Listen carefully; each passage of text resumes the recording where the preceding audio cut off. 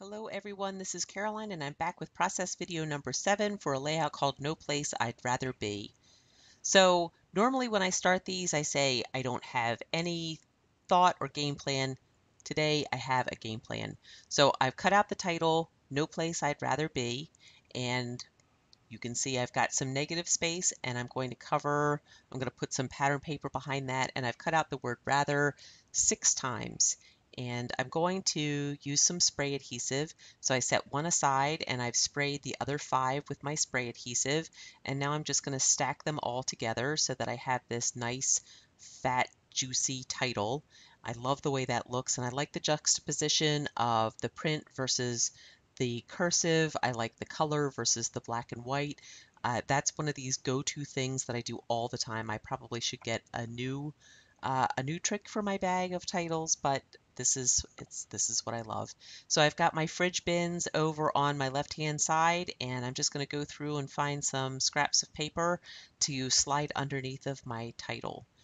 Um, if this doesn't sound familiar, then you must not be a pop music listener, or your radio station must not be Clear Channel. I don't know. This is a song by Clean Bandit called Rather Be. And the song starts, "We're 1,000 miles from comfort, something land and sea, but as long as I am with you, there's no place I'd rather be." And this is a song that's been playing in heavy rotation for a couple of weeks now, and I've been thinking this whole time, A, what a beautiful sentiment, and B, it would make a great scrapbook page.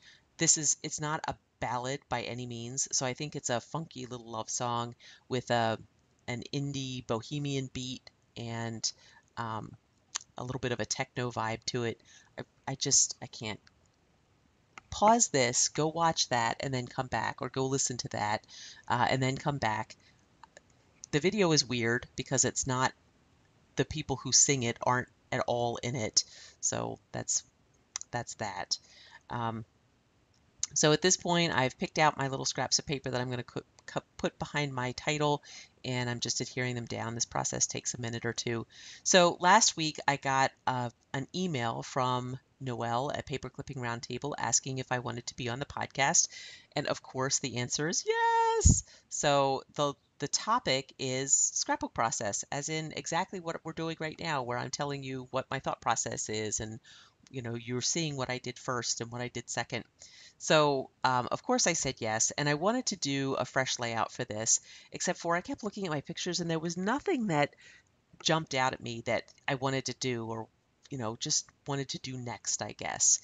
And the weekend ended up being different than I planned. Carrick's birthday was on Saturday, and his sister came up to visit, and she ended up spending the night and all day Sunday, which is great, but I didn't end up scrapbooking on Sunday. On Monday, I needed to submit this layout to Noelle and Izzy, and I still hadn't done anything, and I'm thinking, okay, well, I guess I'm going to have to do something older. I hope I can remember what I did. Um, and then I got an email while I was at work from the girl that I tutor, because normally I leave work on Monday, come home, spruce up, turn around, and leave to go tutor. And she said she could make it, and I thought, great, that frees up like 3 hours of my afternoon. So I came home and scrapbooked. And as I pulled home, um, as I'm parking my car, this is the song that was on the radio.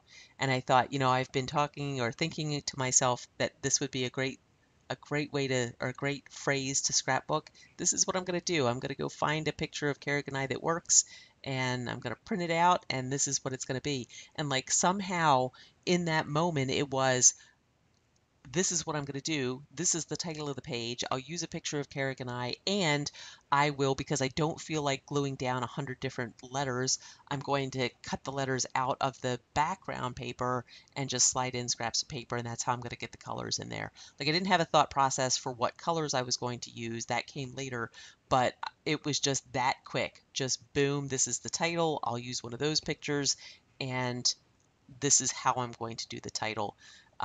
That never really comes together that quickly or that happily, but it did, and I'm really pleased with it.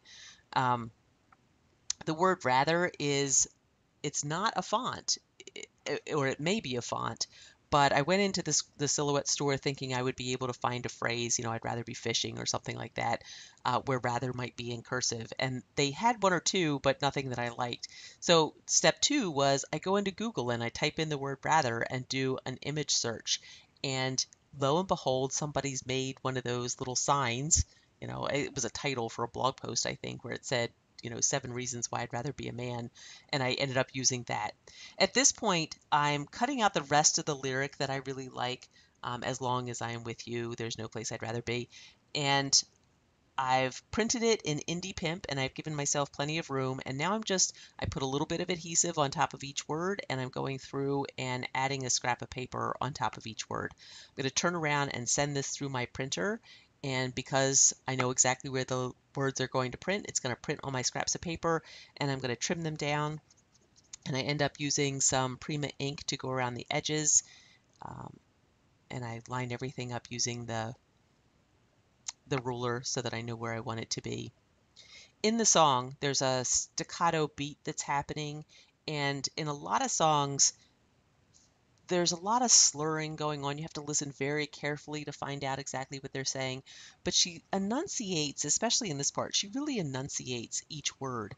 And so because of that, I decide that instead of having all of this on just one or two strips of paper, I'm going to make it into each word gets its own color. Each word is its own distinct being, just as it feels like it is in the song.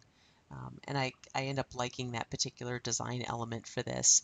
I think it was, I hate to toot my own horn, but like I like the cleverness of trying to take that audio feeling and translate it into something visual. So I was pleased with myself.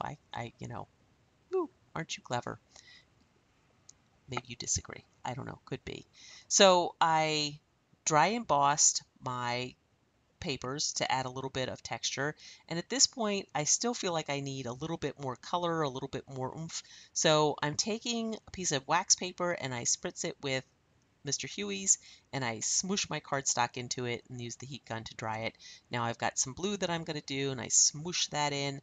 I am not in love with the placement of these blue smooshes. So on the next go round, I'm going to spritz my wax paper and take the wax paper to the cardstock so I have more control.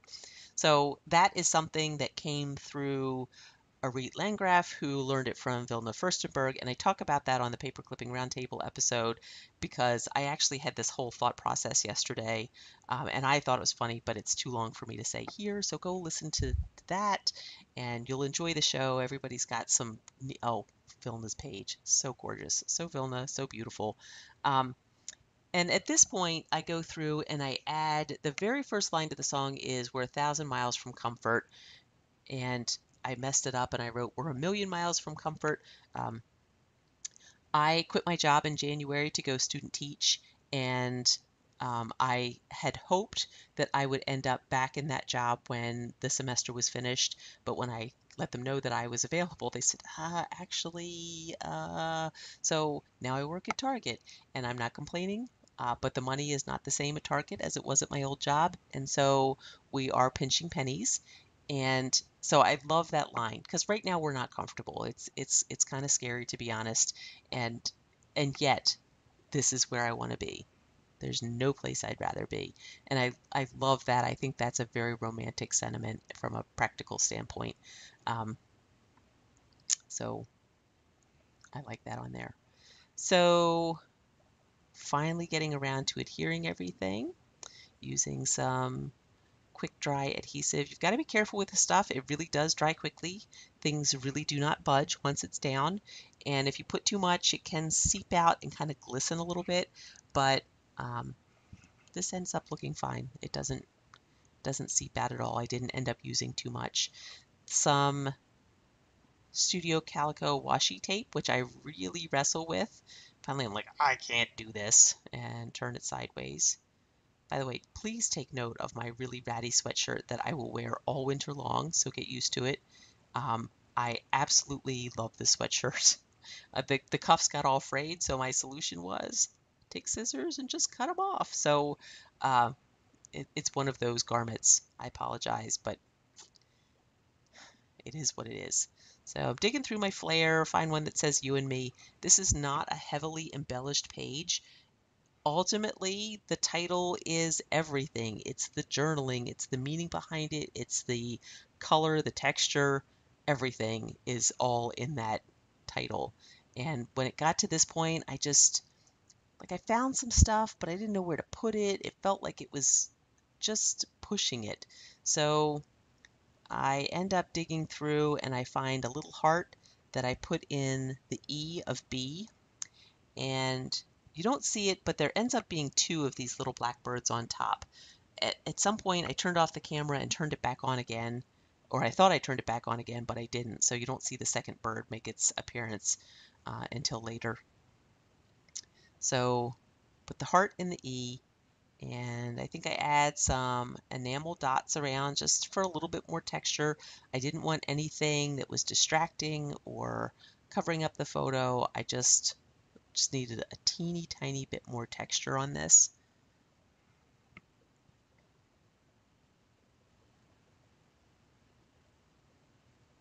I do love those little, the little blackbird that's up there.